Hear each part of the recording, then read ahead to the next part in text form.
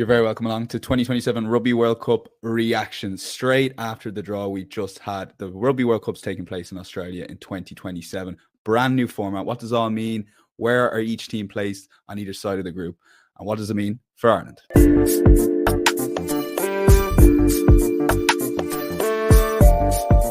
Before we get going, if I can ask you to take 2 seconds, hit that like button and subscribe completely for free to the channel, it would be much appreciated. But wow, what a draw. This is our first time having the brand new format. For those unfamiliar, for what we had previously, it was a 20 team, basically groups of 5, 4 pools, and we got top 2 from that and into the quarterfinals. This time we've extended it to 24 teams, similar to the football Euros. Essentially, we're going to have 6 groups, 2 winners and 2 runners up. That leaves us 12 teams, and the 4 best third place teams make up the last 16. So look, I'm not going to call anyone. It's going to be a pretty poor pool stage given the lack of jeopardy, but it is intriguing given how it potentially matches up, as in what side of the draw you're at. More of that in just a few minutes. But let's go through the pools and you can see them on screen now. Pool A, New Zealand, number 1 seeds, or number 1 bands as they call them in rugby. They have to be a little bit different to football with their pools and their bands. New Zealand number 1, Australia, Chile and Hong Kong, China. Pool B,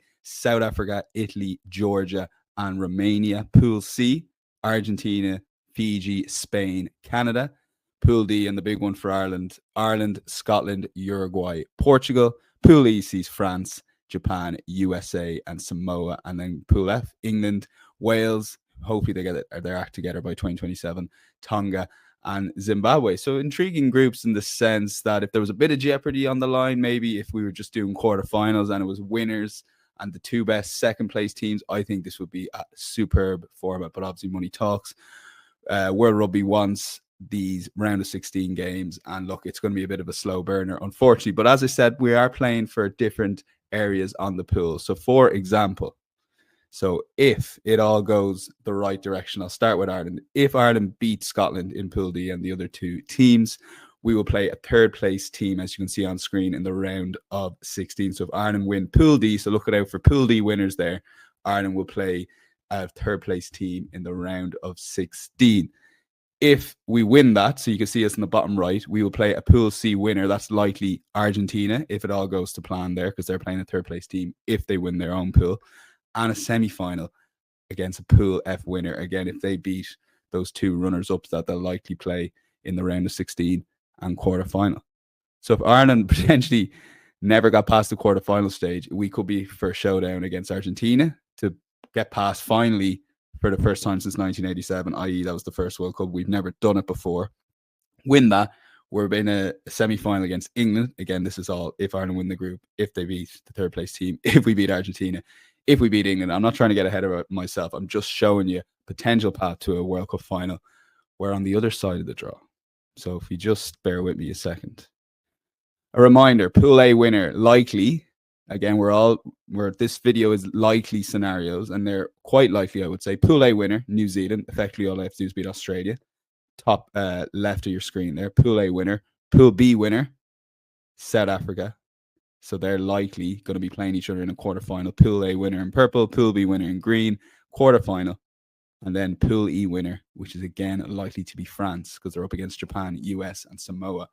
So New Zealand, South Africa, likely quarterfinal. The winner of that plays France in a semi-final with a potential final against Ireland, England or Argentina. I feel like we're incredibly tough 2023 Rugby World Cup draw, where we had South Africa in the group and then we had New Zealand in the quarterfinal, and it was a 50-50 game. Could have gone either way. We lost it and unfortunately didn't get past the quarterfinal stage again. So there's plenty of rugby to be played between now and 2027. I said in a previous video, like, we're not performing well at the moment, but we have the leading into the 2023 Rugby World Cup and the 2019 Rugby World Cup and, the 2007 Rugby World Cup, for example, and many others as well. It's about time we probably got this cycle right and decided, right, okay, things aren't going well at the moment. Let's work our way back from the 2027 Rugby World Cup, accepting, of course, how incredibly important prize money, for example, is for the next couple of Six Nations. But we really should be focusing, because this is a massive opportunity to get the quarterfinal hoodoo off our back, but also potentially reach a Rugby World Cup final. I'm not getting ahead of myself. Like, right now against Argentina, we would be slight favourites, and I think against England we perhaps might be slight underdogs. I think they are playing probably better rugby than us at the moment, but there's 2 years to go, Andy Farrell needs to start getting that squad right, start playing a team that he can potentially see playing a quarterfinal against Argentina in Australia in 2027.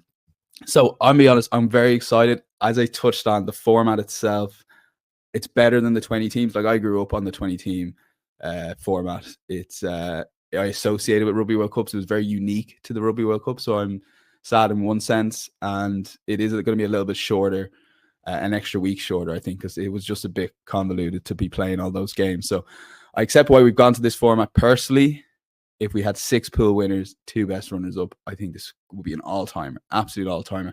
Excepting, of course, you want to get other teams reaching their first knockout stage games, etc. World Rugby are trying to find that balancing act, and maybe half got it right on this one. But yeah, very much looking forward to 2027. Let me know in the comments who your early picks are for the Rugby World Cup. Are you ruling out New Zealand or South Africa or France? Maybe France might be the team you rule out because of that tough draw. But then again, they're going to cruise to a semi-final against a batter or bruise New Zealand, South Africa. Or who's coming out of the other side of the draw? Argentina, England, Ireland, or even someone like Wales if they get their act together in 2 years. Very much looking forward to it. As I said at the top of the show, if you can't take 2 seconds, hit that like button, subscribe completely for free to my YouTube channel over the next coming weeks and months. Plenty of exciting content coming your way.